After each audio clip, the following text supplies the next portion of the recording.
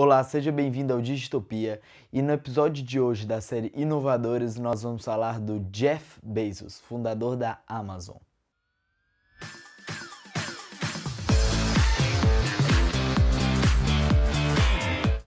Jeff Bezos nasceu em 1964, fruto de um casamento relativamente saudável entre sua mãe e seu pai.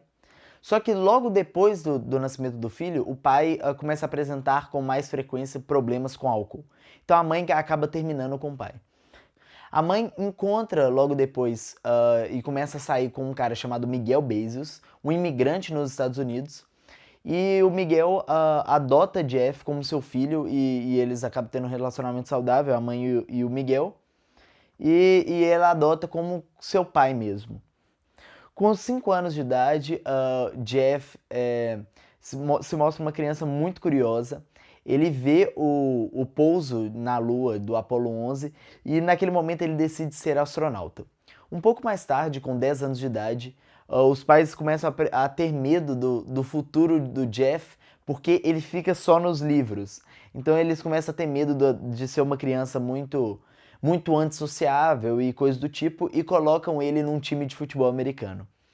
E é engraçado que o Jeff, numa palestra, Jeff Bezos, ele conta que numa palestra, que ele gostava, que o castigo, a partir de uma idade, por volta dos 10 anos, os pais colocavam ele de castigo e já não funcionavam mais.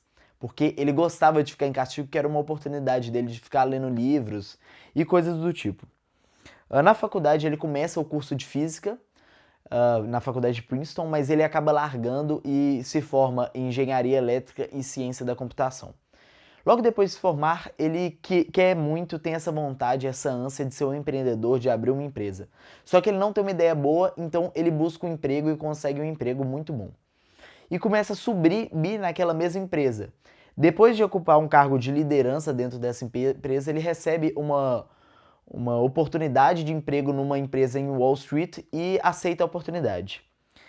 E com 30 anos de idade, já num cargo de liderança nessa empresa em Wall Street, que é um lugar muito visado, com as maiores empresas do mundo, né? Empresas do ramo financeiro. E ele vê uma matéria de que a internet crescia 2.300% naquele ano. Então, com a internet crescendo 2.300%, ele vê a oportunidade que ele tanto esperava.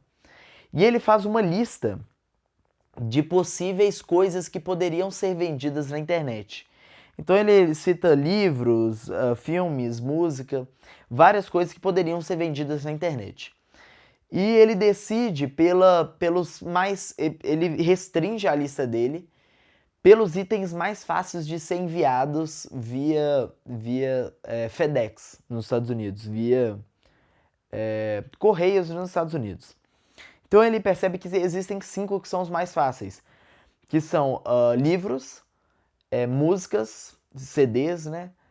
Filmes, hardware e software. Então, CDs de software e peças de hardware. E ele restringe num específico, em livros. Por que livros?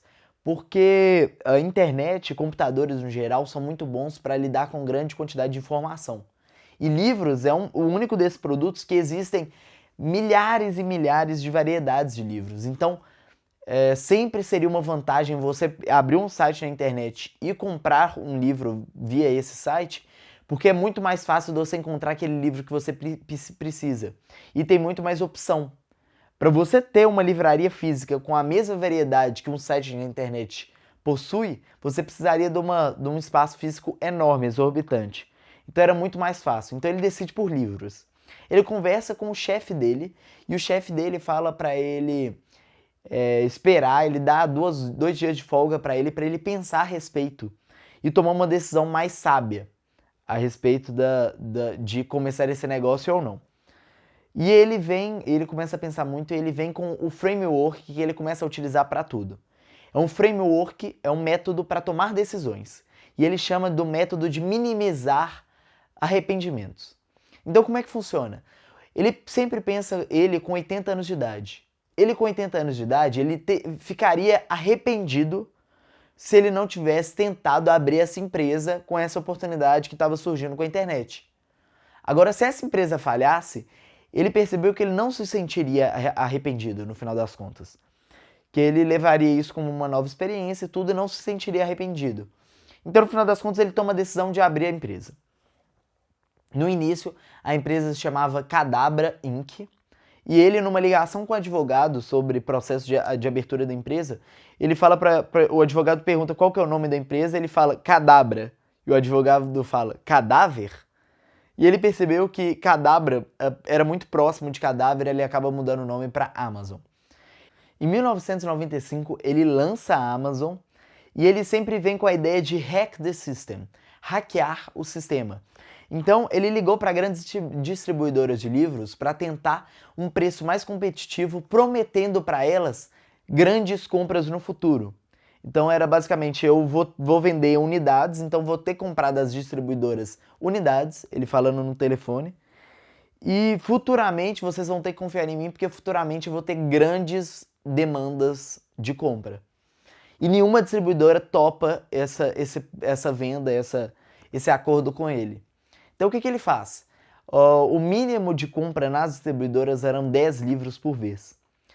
E ele tenta uma coisa, ele percebe quais são os livros mais raros que as distribuidoras de livros têm, e pede um livro que ele precisa, mais 9 livros raros. E o que acontece é que quando a distribuidora não tem esses livros raros, ela envia a unidade pelo preço da compra de 10 livros. Então, pelo preço diferenciado. Então ele hackeou isso e ele não tinha estoque no início da Amazon. A Amazon surgiu em 1995 e ele não tinha estoque.